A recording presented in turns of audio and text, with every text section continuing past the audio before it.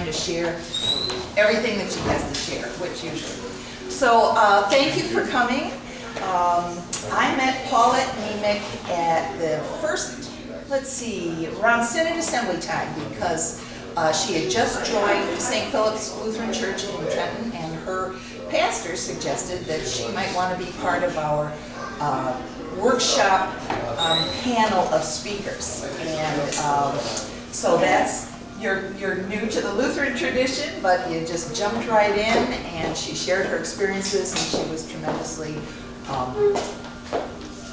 supported and enjoyed.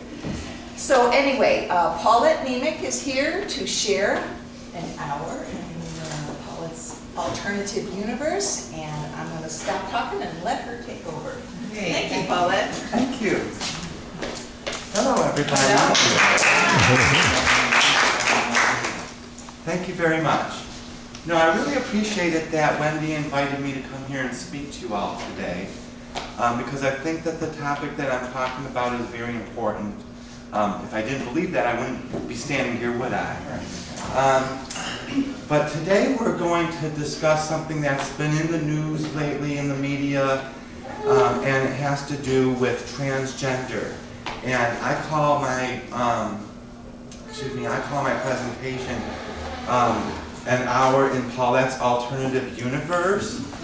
And I'll explain the meaning to that in a minute or two, but it's only because that's sort of what it feels like to me.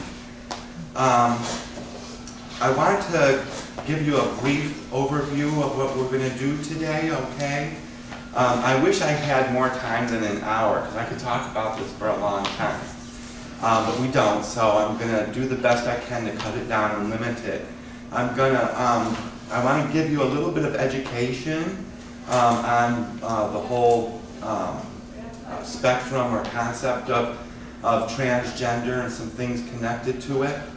And then I just basically, after that, will talk about my own personal transition experience so that you can get an idea of what it's like and what folks like me are going through.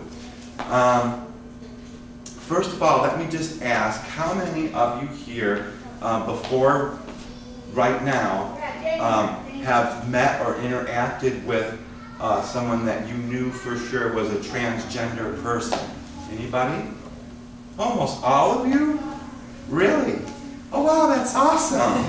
It's very shocking to me actually, because a lot of the places I go to, nobody raises their hand, okay?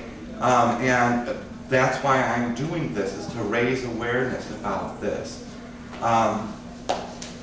You know, about 30 years ago, the lesbian and gay movement began to form and had a big influence on our culture and our society. And now, today, because of all the things that they have done and the work they've done, you know, they were right on the verge of having gay marriage in just about every state, you know. And it's something, you know, most people are very accepting of gays and lesbians. Most people know someone, they'll say, oh, you know, my brother or my cousin or my friend is gay or lesbian, you know, and it seems to be pretty much, you know, accepted by most people, although there's still some out there that want to raise hell about it. But, you know, for the most part, most people are accepting. But the one thing that no one has really talked about that much or tried to teach about is the transgender community. You know, they call it LGBT, which stands for lesbian, gay, bisexual, and transgender, but it's basically been lesbian, gay, and, you know, whatever. The T has always been forgotten for the most part, and that's okay. But it's not okay anymore. What I have learned and discovered in the last 3 years is that more and more people are starting to, as they say, come out of the closet, okay? Transgender has been around probably just as long as there's been human beings, you know. Just as homosexuality has been around forever, so has transgender. It's just that, you know, it's been so ostracized, and people have said, you know, it's been such a bad part of society that you don't tell anybody, and that's what I grew up with, you know. I'm 50-something, and I grew up in the late 60s and 70s. And back then, you know, number one, I don't even think anyone even knew what the word transgender or transsexual even was. You know, if you had feelings like you were a boy and you felt like you were a girl, you didn't dare tell anybody, you didn't tell a soul, because you knew, you know, you would be, you know, very in a lot of big trouble, let's just say, okay? I grew up in a Polish and Catholic family, very traditional and conservative. You do not tell them that you think you might be gay, or you think that you might be transsexual, or that you think you're a girl in a boy's body. You know, you don't tell them that. So I mean, for years and years, I kept it all to myself. I always felt that I was a rather feminine boy, if you will. Okay. I always experienced emotions a lot more than the other boys did. You know, I never quite fit in with the other boys, and as I grew into manhood, you know, I never considered, I never really quite fit in. But yet I didn't consider myself to be gay. You know, I was called gay, you know, growing up as a kid. You know, kids can be terrible.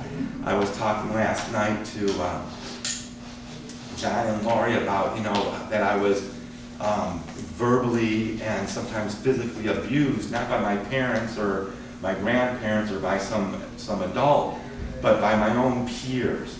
You know, and it was horrible. And you know, a lot of it had to do with the fact that I was just different from the other boys, but I never considered myself to be gay. You know, I had my sexual feelings were towards girls. You know, and so I'm like, well, I'm not gay, so what is wrong with me? Well, I'm going to explain a little bit more about my personal journey in a minute. I'm getting ahead of myself. But what I discovered when I got older was that I'm not gay, although I still consider myself to be bisexual, but I'm transgender, and it took a long time and a lot of thought, prayer, and, you know, I can't think of the word right now, but just a lot of introspective thinking on my part to come to accept that I'm not just transgender, but that I'm transsexual, which is somebody who wants to be the actual sex gender that they identify as. And that was a very difficult thing for me to accept. Well, anyways, I want to put some things